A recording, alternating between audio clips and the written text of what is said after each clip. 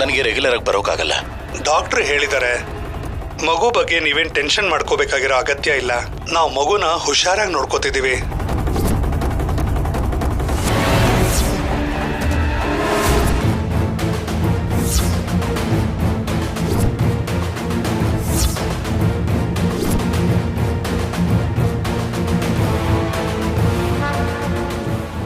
ಅಂದ್ರೆ ನನಗೆ ಸುಳ್ಳು ಹೇಳ್ತಾ ಇದ್ದಾರಾ?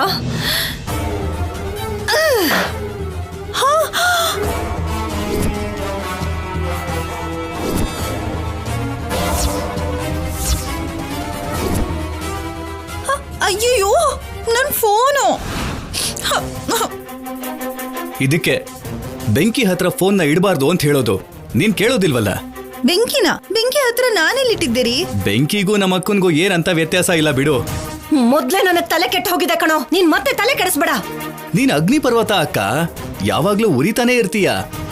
ಮನೆಗ್ ಬೆಂಕಿ ಬಿದ್ರೆ ಆರಿಸ್ಬೋದು, ಆದ್ರೆ ಅಗ್ನಿ ಪರ್ವತ ಆರಿಸೋದಿಕ್ ಆಗಲ್ವಲ್ಲ. ನೀನು ಅದೇ ಟೈಪು. ಅನುಪಮ, ಅನುಪಮ! ಅಯ್ಯಯ್ಯೋ, ಮಧ್ಯದಲ್ಲಿ ಅನುಪಮ ಅಮ್ಮ ಯಾಕೆ? ಅನುಪಮ, ಅನುಪಮ, ಅನುಪಮ, ಅನುಪಮ! ಏನಾಯ್ತು ದಮಯಂತಿ? ನಿನ್ ಮಗಳಿಗೆ ಸ್ವಲ್ಪನೂ ಜವಾಬ್ದಾರಿ ಅನ್ನೋದಿಲ್ವಾ? ತವ್ರ ಮನೇಲಿ ಹೇಗಿರ್ಬೇಕು, ಗಂಡನ್ ಮನೇಲಿ ಹೇಗಿರ್ಬೇಕು ಅಂತ ಕಲಿಸ್ಕೊಟ್ಟಿಲ್ವಾ ನೀನು? ಇವಾಗ ಏನಾಯ್ತು ಅಂತ ನಿನ್ ಕೋಪ? ಇನ್ನು ಏನಮ್ಮ ಆಗ್ಬೇಕು? ಕೆಲ್ಸಕ್ಕೆ ರಾಜೀನಾಮೆ ಕೊಟ್ಟು ಬರ್ತೀನಿ ಅಂತ ಹೇಳಿ ಶೌರ್ಯನ್ ಜೊತೆ ಹೋದವಳು ಈಗ ಅವನ್ ಜೊತೆ ಊರೂರ್ ಸುತ್ತಾ ಇದ್ದಾಳೆ. ಹೇಯ್, ಫೋನ್ ಕೊಡೆ, ಕೊಡು.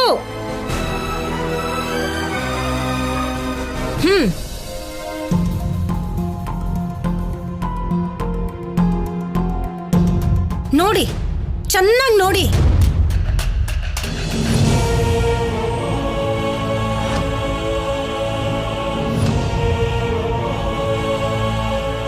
ಏನಿದೆ ಅದ್ರಲ್ಲಿ ನಿನ್ ಮುಖ? ಕಲ್ಯಾಣಿ ಗಂಡನ್ ಜೊತೆ ತಿರುಗಿದ್ರೆ ತಪ್ಪೇನು? ಏನಮ್ಮ ನೀನು ತಪ್ಪೇನು ಅಂತ ಕೇಳ್ತಿದ್ಯಾ? ಅವಳ ಪಾಡುಗಳು ತಿರುಗ್ತಾ ಇದ್ರೆ ಇಲ್ಲಿ ಮೋಕ್ಷ ನೋಡ್ಕೊಳ್ಳೋರು ಯಾರು? ದೊಡ್ಡ ದೊಡ್ಡ ಮಾತುಗಳನ್ನೆಲ್ಲ ಹೇಳಿದಳಲ್ಲ. ಮೋಕ್ಷನ ಕಣ್ಣಿನ ರೆಪ್ಪೆ ತರ ನೋಡ್ಕೋತೀನಿ, ಅವನು ನನ್ನ ಮಗ, ನನ್ನ ಹೊಟ್ಟೆಲ್ ಹುಟ್ಟಿಲ್ಲ ಅಂದ್ರು ನನ್ನ ಮಗನ್ ಸಮಾನನೇ, ಅದು ಇದು ಅಂತ ಬಾಯಿಗೆ ಬಂದ ಹಾಗೆಲ್ಲ ಮಾತಾಡದ್ಲಲ್ಲ. ಅವೆಲ್ಲ ಬರೀ ಬಾಯಿ ಮಾತೇನೇನಾ? ಶೌರ್ಯ ಅಮಾಯಕ ಆಗಿರೋದ್ರಿಂದ ಅವನನ್ನ ಕರ್ಕೊಂಡು ಹೋಗಿ ಅವನನ್ನ ಕೆಲ್ಸಕ್ಕೆ ಬಾರ್ದಿರೋನ ಹಾಗೆ ಮಾಡ್ತಾ ಇದ್ದಾಳೆ. ಏನೇ ಆ ಮಾತುಗಳು? ತಾಯಿ ಮಗಂಗ ಅನ್ನೋ ಮಾತುಗಳ ಇದು? ಅಷ್ಟಕ್ಕೂ ನೀನ್ ಏನ್ ಮಾತಾಡ್ತಿದ್ಯೋ ಅಂತ ನಿನ್ಗೇನಾದ್ರೂ ಅರ್ಥ ಆಗ್ತಿದ್ಯಾ?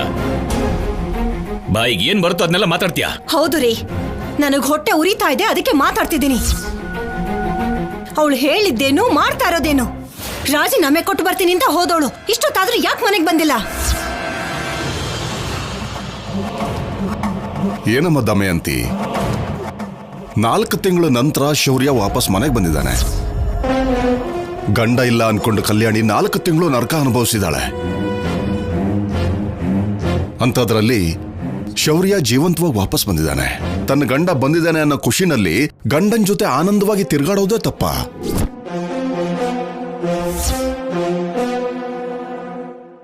ರಾಜೀನಾಮೆ ಕೊಡ್ತಾ ಇರೋದಕ್ಕೆ ಮತ್ತೆ ಮತ್ತೆ ಬೆಂಗಳೂರಿಗೆ ಹೋಗ್ತಾಳೇನೋ? ಹೇಗೋ ಹೋಗಿದೀವಿ, ಹಾಗೆ ತಿರ್ಗಾಡ್ಕೊಂಡು ಬರೋಣ ಅನ್ಕೊಂಡಿರ್ಬೇಕು. ಅದರಲ್ಲೇನ್ ತಪ್ಪಿದೆ? ನಿನಗೆ ಯಾವ್ದ್ರಲ್ಲೂ ತಪ್ಪು ಕಾಣಿಸಲ್ಲ ಅಪ್ಪ. ನಾನು ಮಾತಾಡೋದ್ರಲ್ಲಿ ಮಾತ್ರ ತಪ್ಪು ಕಾಣಿಸತ್ತೆ. ಅವನು ಬಂದಿದ್ದಾನೆ ಅನ್ನೋ ಕಾರಣಕ್ಕೆ ಮನೆ ಮರ್ತು ತಿರುಗ್ಬೇಕಾ? ಮಗು ಆಲನೆ ಪಾಲನೆನ ಮಾಡೋರು ಯಾರು? ಅದು ಅವಳ ಜವಾಬ್ದಾರಿ ಅಲ್ವಾ? ಯಾರದನ್ನ ಅವಳಿಗೆ ಹೇಳೋದು? ದಮಯಂತಿ, ಕಲ್ಯಾಣಿ ಕೆಲ್ಸಕ್ಕೆ ಹೋಗ್ತಿರೋದೇ ಒಂದು ದೊಡ್ಡ ತಪ್ಪು ಅನ್ನೋ ರೀತಿಲಿ ಮಾತಾಡಬೇಡ ನೀನು. ಈ ಕಲ್ಯಾಣಿ ಇಲ್ದಿದ್ರೆ ಏನಾಯ್ತು? ಮಗುಗೆ ಯಾವ ತೊಂದರೆನೂ ಆಗದಿರೋ ಹಾಗೆ ನೋಡ್ಕೊಳ್ಳೋದಿಕ್ಕೆ ನಾವೆಲ್ಲರೂ ಇದೀವಲ್ಲ. ನನ್ನ ಪ್ರಶ್ನೆಗೆ ನೀನೊಂದು ಉತ್ತರ ಕೊಡು. ನಿನಗೆ ಯಾವತ್ತಾದ್ರೂ ಮಗು ನೋಡ್ಕೊಂತಾಗ್ಲಿ, ಮಗು ಸೇವೆ ಮಾಡುವಂತಾಗ್ಲಿ ಹೇಳಿದೀವಾ? ಇಲ್ಲ ತಾನೆ? ಎಲ್ಲ ನಾವೇ ತಾನೇ ನೋಡ್ಕೋತಿರೋದು. ಅನಾವಶ್ಯಕವಾಗಿ ಏನೇನೋ ಮಾತಾಡಿ ರಾದ್ಧಾಂತ ಮಾಡಬೇಡ. ಇದರಿಂದ ಮನಸ್ತಾಪ ಹೆಚ್ಚುತ್ತೀಯ ಹೊರತು ಬೇರೆ ಏನೂ ಆಗೋದಿಲ್ಲ.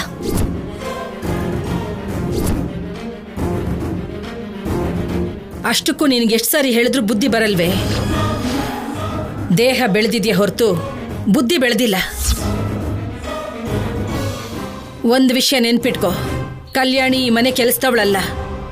ಈ ಮನೆ ಸೊಸೆ.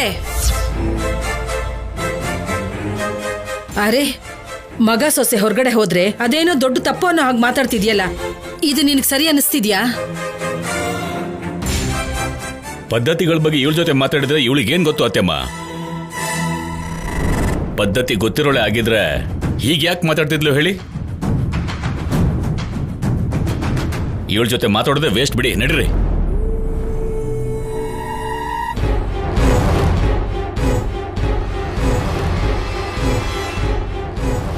ಏನತ್ಗೆ ನೀವ್ ಫೋಟೋ ತೋರಿಸಿ ಮಾತಾಡಿದ್ರು ಕೂಡ ಎಲ್ರೂ ಕಲ್ಯಾಣಿಗೆ ಸಪೋರ್ಟ್ ಮಾಡಿ ಮಾತಾಡ್ತಿದ್ದಾರೆ.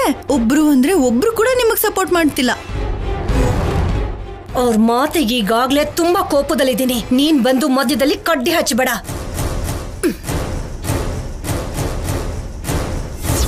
ಛೇ, ಅನಾವಶ್ಯಕವಾಗಿ ಅತ್ಗೆನ ಕೆಣಕ್ದೆ. ಅದೇ ಕಲ್ಯಾಣಿ ಮನೆಗ್ ಬಂದ್ಮೇಲೆ ಜಗಳ ಮಾಡಿಸಿದ್ರೆ ಏನಾದ್ರೂ ಪ್ರಯೋಜನ ಇರ್ತಿತ್ತು. ಸರಿ, ಇನ್ನೂ ಬಂದಿಲ್ಲ ಅಲ್ವಾ? ಅವಳು ಬರೋ ಅಷ್ಟರಲ್ಲಿ ಇನ್ನೊಂದು ಅವಕಾಶ ಸಿಗಲ್ವಾ ಏನೋ?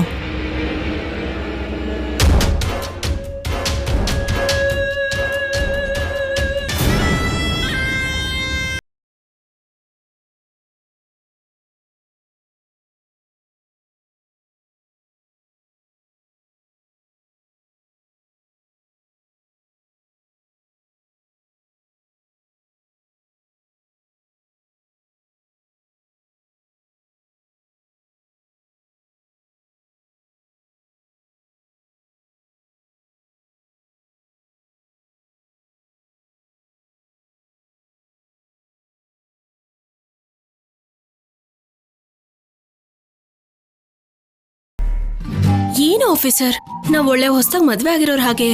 ಹೊಸದಾಗಿ ಮದುವೆ ಆಗಿದೆ ಅಲ್ವಾ ದೇವಸ್ಥಾನದಲ್ಲಿ? ಅದಕ್ಕೂ ಮುಂಚೆನೆ ನಮಗ್ ಮದ್ವೆ ಆಗಿದೆ, ಅದನ್ ಮರಿಬೇಡಿ ನೀವು. ಹೊಸ ಅವಕಾಶಗಳು ಬಂದಾಗ ಹಳೆ ವಿಷಯಗಳನ್ನ ಮರ್ತು ಬಿಡ್ಬೇಕು.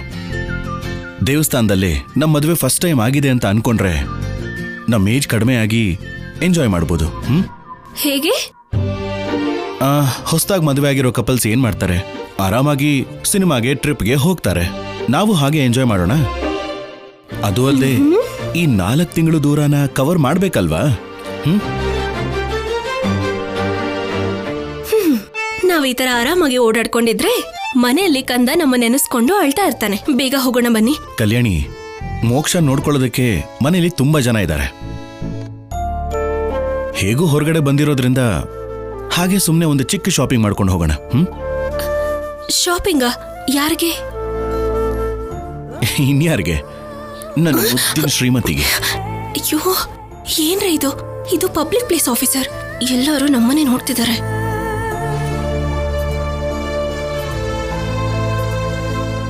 ಎಲ್ರೂ ನಮ್ಮನ್ನೇ ನೋಡ್ತಿದ್ದಾರೆ ಅಂದ್ರೆ ಯಾರು ಈ ಮುದ್ದಾಗಿರೋ ಜೋಡಿ ನೋಡೋಕ್ ತುಂಬಾ ಚೆನ್ನಾಗಿದಾರಲ್ಲ ಅಂತ ನೋಡ್ತಿರ್ತಾರೆ. ಆಫೀಸರ್, ಜನ ಇದ್ದಾರೆ. ಇಲ್ಲಿ ಯಾರು ಜನಗಳಿಲ್ಲ, ಎಲ್ಲ ಜೋಡಿಗಳೇ ಇದ್ದಾರೆ. ಅಲ್ಲಿ ನೋಡು, ಎಲ್ರೂ ಒಬ್ರನ್ನೊಬ್ರು ಎಷ್ಟು ಸಿನ್ಸಿಯರ್ ಆಗಿ ಪ್ರೀತಿ ಮಾಡ್ತಿದ್ದಾರೆ ಅಂತ. ಅಯ್ಯೋ ಆಫೀಸರ್, ಅವ್ರ ತರ ನಾವು ಇದ್ರೆ ಪಾರ್ಕ್ ಅಲ್ಲಿ ಪೊಲೀಸ್ ಆಫೀಸರ್ನ ರಾಸಲೀಲೆ ಅಂತ ಪೇಪರ್ ಅಲ್ಲಿ ದೊಡ್ಡ ಹೆಡ್ಡಿಂಗ್ ಹಾಕಿ ಹೈಲೈಟ್ ಮಾಡ್ತಾರೆ. ಬನ್ನಿ, ಅದೇನೋ ಶಾಪಿಂಗ್ ಮಾಡ್ಕೊಂಡು ಬೇಗ ಮನೆಗೆ ಹೋಗೋಣ. ಸರಿ.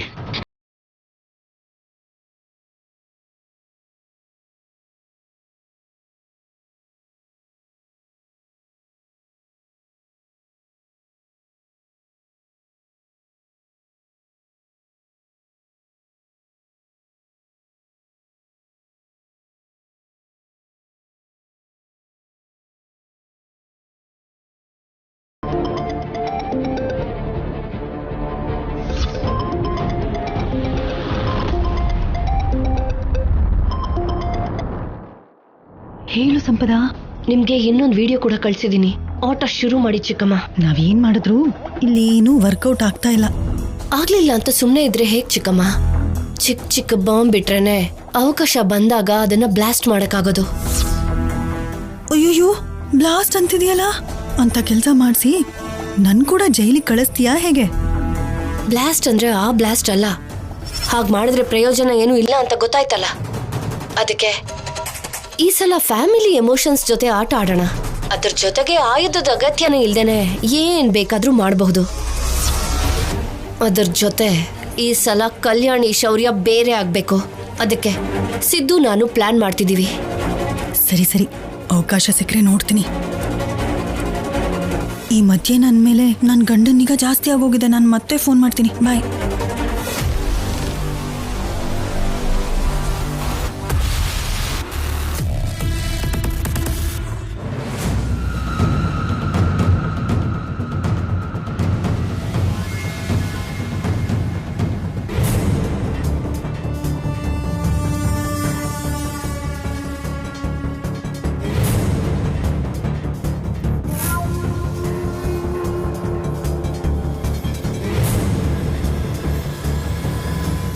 ಅತ್ತಿಗೆ, ಇನ್ನೂ ಅಮ್ಮವ್ರು ಬಂದಿರೋ ಹಾಗಿಲ್ಲ? ಅವಳು ಯಾಕೆ ಬರ್ತಾಳೆ? ಈ ಮನೇಲಿರೋರು ಎಲ್ಲರೂ ಅವಳಿಗೆ ಸಪೋರ್ಟ್ ಮಾಡ್ತಾ ಇದ್ದಾರೆ. ಇವ್ರ ಜೊತೆಗೆ ನನ್ನ ಮಗ ಕೂಡ ಅವಳನ್ನ ಜೊತೆಲಿ ಕರ್ಕೊಂಡು ತಿರುಗ್ತಿದ್ದಾನೆ. ಅವರು ಅಲ್ಲಲ್ಲೇ ತಿರುಗಾಡೋದಲ್ಲ, ಏನೋ ಲವರ್ಸ್ ಹಾಗೆ ಪಾರ್ಕ್ ಸುತ್ತಮುತ್ತ ತಿರುಗಾಡ್ತಿದ್ದಾರೆ. ಏನೋ ನಿನ್ ಕಣ್ಣಾರೆ ನೋಡಿರೋ ಹಾಗೆ ಮಾತಾಡ್ತಿದ್ಯಾ? ಕಣ್ಣಾರೆ ನೋಡಿರೋದಕ್ಕೆ ಮಾತಾಡ್ತಿರೋದು. ನೋಡ್ತೀರಾ ನೀವು ಕೂಡ? ಸಿನಿಮಾ ಹೀರೋ ಹೀರೋಯಿನ್ ತರ ನಿಮ್ ಮಗ ಸೊಸೆ ಹೇಗ್ ತಿರುಗ್ತಿದ್ದಾರೆ ಅಂತ.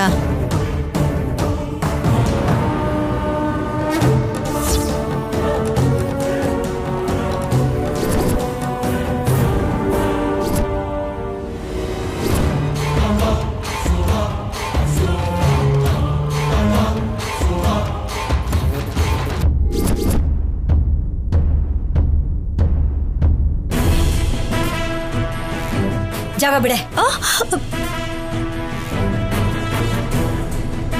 ಏನಂದ್ರಿ? ಮತ್ತೆ ಮತ್ತೆ ಬೆಂಗಳೂರಿಗೆ ಹೋಗಲ್ವಾ? ಏನೋ ಸುಮ್ನೆ ಆ ಕಡೆ ಈ ಕಡೆ ತಿರ್ಗಾಡ್ಕೊಂಡು ಬರ್ತಾರೆ ಅಂದ್ರಿ ಅಲ್ವಾ? ಅಲ್ಲಿ ಇಲ್ಲಿ ಅಲ್ಲ, ಅವರು ಪಾರ್ಕು ಸಿನಿಮಾ ಅಂತ ತಿರುಗ್ತಿದ್ದಾರೆ.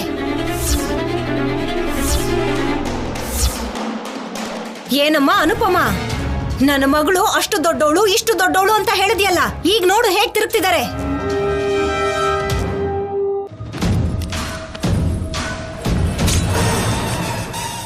ನಿನ್ನೆ ಪ್ರಸ್ತ ಅಂತ ಏರ್ಪಾಟ್ ಮಾಡಿದ್ರಿ. ಈ ಸರ್ಸನೆಲ್ಲ ಮನೇಲೆ ಮಾಡ್ಕೋಬಹುದಲ್ವಾ? ಹೀಗೆ ಬೀದಿಲ್ ತಿರುಗ್ತಾ ತೋರಿಸ್ಬೇಕಾ? ಛೀ,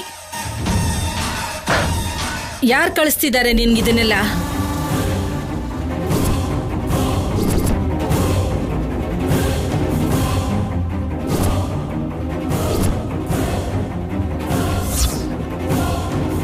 ಅತ್ತೆ, ಅದು ನನ್ನ ಫೋನು. ನಿನ್ ಫೋನಾ? ಅಂದ್ರೆ ಇದು ನಿನ್ ಕೆಲ್ಸನಾ?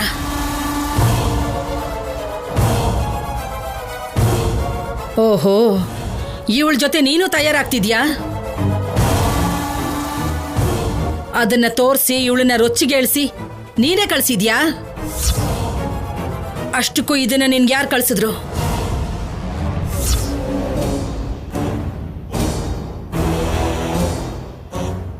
ಹೇಳು, ಯಾರು ಕಳಿಸಿದ್ರು? ಅತ್ತೆ, ಯಾರೂ ಗೊತ್ತಿಲ್ಲ. ಗೊತ್ತಿಲ್ದೇನೆ ವಿಡಿಯೋ ಬಂತು. ಏನು ಅಂತ ನೋಡಿದ್ರೆ ಶೌರ್ಯ ಕಲ್ಯಾಣಿ ಕಾಣಿಸಿದ್ರು.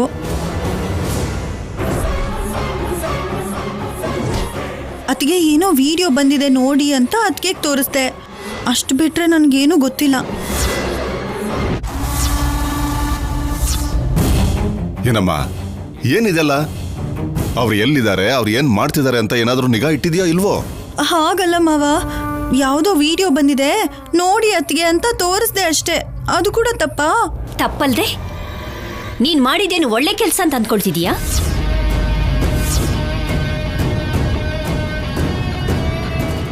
ಅವ್ರೇನೋ ತಪ್ಪು ಮಾಡಿರೋ ಹಾಗೆ ಆ ವಿಡಿಯೋ ತಂದು ನೀನು ದಮಯಂತಿಗೆ ತೋರಿಸೋದು, ದಮಯಂತಿ ಅದನ್ನ ನಮಗ್ ತಪ್ಪು ಅಂತ ಹೇಳೋದು, ಏನಿದೆಲ್ಲ?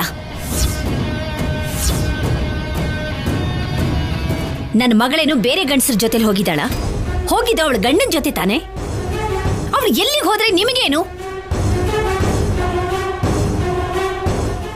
ಗಂಡ ಹೆಂಡತಿ ಇದ್ರೆ ಅವ್ರು ಎಲ್ಲೂ ಹೊರಗಡೆ ಹೋಗ್ಲೇಬಾರ್ದಾ? ಎಲ್ಲರೂ ಪಾರ್ಕಲ್ಲಿ ಓಡಾಡಬಹುದು, ಆದ್ರೆ ಇವ್ರು ಮಾತ್ರ ಹೋಗೋ ಹಾಗಿಲ್ಲ ಅಲ್ಲ? ಮನೇಲಿದ್ದಿದ್ರೆ ನಾನೇನು ಮಾತಾಡ್ತಾ ಇರ್ಲಿಲ್ಲ. ಗಂಡ ಹೆಂಡತಿ ಅಂದ್ಮೇಲೆ ಅದನ್ನೆಲ್ಲ 4 ಗೋಡೆ ಮಧ್ಯದಲ್ಲಿ ಮಾಡ್ತಾರೆ. 4 ಗೋಡೆ ಮಧ್ಯೆ ಮಾತ್ರ ಅಂತ ಸರ್ಸಗಳನ್ನೆಲ್ಲ ಆಡ್ಬೇಕು. ಹೀಗೆ ಪಾರ್ಕ್ ಅಲ್ಲಿ 10 ಜನಗಳ ಮುಂದೆ ಮಾಡಲ್ಲ. ಗಂಡ ಹೆಂಡತಿ ಹೇಗಿರ್ಬೇಕು ಅಂತ ನೀನ್ ಹೇಳಿದ್ರೆ ಹೇಗೆ? ಅವ್ರಿಗಿಷ್ಟ ಬಂದ ಹಾಗೆ ಅವ್ರು ಇರ್ತಾರೆ. ಹೀಗೆ ಪ್ರತಿಯೊಬ್ರು ಅವಳ ಪರ ವಹಿಸ್ಕೊಂಡ್ ಬರ್ತಾ ಇದ್ದೀರಾ. ಅದಕ್ಕೆ ಅವಳಿಗಿಷ್ಟ ಬಂದ ಹಾಗೆ ಆಡ್ತಾ ಇದ್ದಾಳೆ.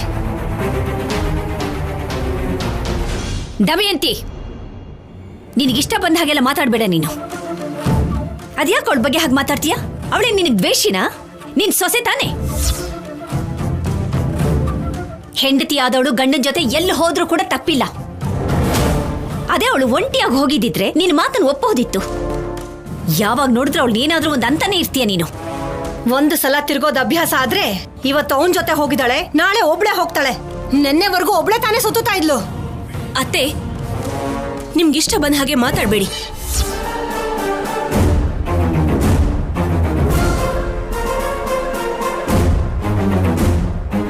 ನಾನು ಒಂಟಿಯಾಗಿ ಹೋದ್ರು ಗಂಡನ ಜೊತೆ ಹೋದ್ರು ನಮ್ಮ ಮನೆ ಮರ್ಯಾದೆ ಕಳಿಯುವಂತ ಕೆಲಸ ನಾನೇನು ಮಾಡಿಲ್ಲ.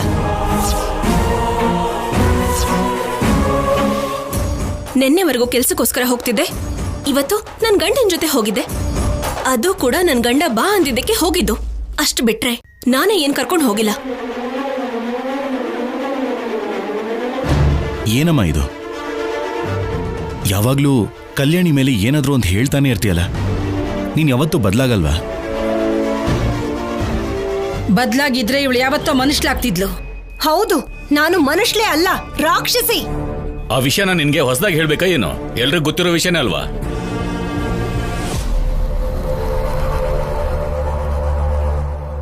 ಅಷ್ಟಕ್ಕೂ ಇವಳಿಗೆ ಅನ್ಬೇಕು.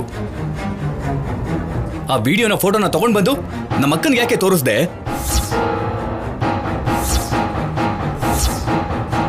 ಅದು ಎಲ್ಲಿದ್ದಾರೆ ಏನು ಅಂತ ನೋಡಿ ಅಂತ ಕೊಟ್ಟೆ. ಮುಚ್ಚು.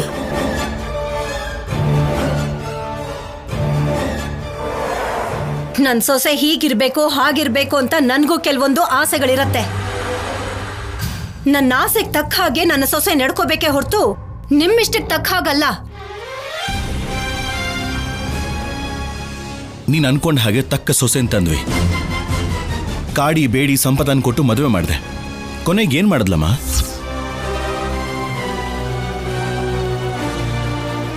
ನನ್ನನ್ನ ಬೇಡ ಅಂದು ಆ ಸಿದ್ದು ಜೊತೆ ಹೊರಟು ಹೋದ್ಲು.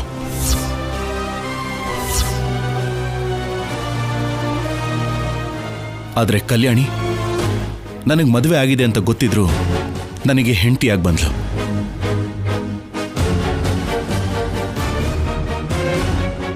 ನಾನು ಬಲವಂತವಾಗಿ ಮದುವೆ ಮಾಡ್ಕೊಂಡ್ರು ನನ್ನ ಕೋಪನ ಸಹಿಸ್ಕೊಂಡ್ಲು. ಒಂದ್ ರೀತಿಲಿ ನನ್ನ ಮೂರ್ಖನ್ ಥರ ಆಡಿದ್ರು ಕೂಡ ನನ್ನ ವರ್ತನೆನ ಸಹಿಸ್ಕೊಂಡ್ಲು. ಎಲ್ಲನೂ ಸಹಿಸ್ಕೊಂಡು ನನ್ನ ಮಗುನ ಕಣ್ಣಿನ ರೆಪ್ಪೆ ತರ ನೋಡ್ಕೋತಿದ್ದಾಳೆ. ನೀನು ನೋಡಿ ಮದುವೆ ಮಾಡಿಸಿದ ಸಂಪದ ನನಗೆ ಮಗು ಅವಶ್ಯಕತೆ ಇಲ್ಲ ಅಂತ ಹೊರಟು ಹೋದ್ರೆ ತಾಯಿಯಾಗಿ ನನ್ನ ಮಗನ ಲಾಲನೆ ಪಾಲನೆ ಎಲ್ಲ ಇವಳೇ ನೋಡ್ಕೋತಿದ್ದಾಳೆ.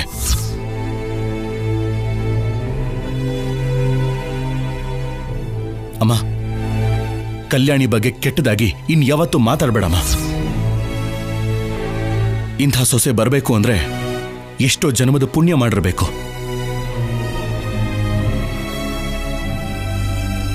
ಅದ್ ನಿಮ್ಗೆ ಅಮ್ಮಂಗೆ ಅರ್ಥ ಆಗಿದ್ರೆ ಈ ನೋವೆಲ್ಲ ಯಾಕೋ?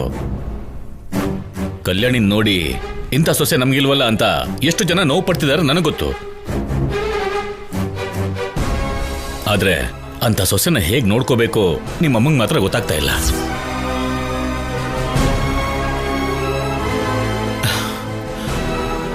ಇವಾಗ ನಾವು ಹೊರಗಡೆ ಹೋಗಿದ್ವಿ, ತಪ್ಪೇನು? ಅದೇನು ಹಳ್ಳಿ ಅಲ್ಲಮ್ಮ, 4 ಬೀದಿ ಇರೋದಕ್ಕೆ. ಸಿಟಿಲಿ ಪಾರ್ಕು 4 ಜನ ಬಂದು ಕೂತ್ಕೊಳ್ಳೋಕಂತಾನೆ ಇರುತ್ತೆ.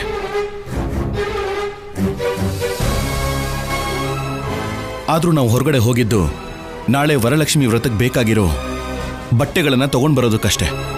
ಅದೂನು ತಪ್ಪೇನಾ?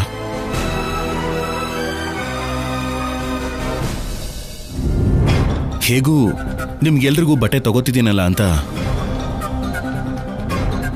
ಇಲ್ಲಿ ನೋಡಿ, ಕಲ್ಯಾಣಿಗೋಸ್ಕರ ಒಂದು ಚೈನು ತಗೊಂಡೆ.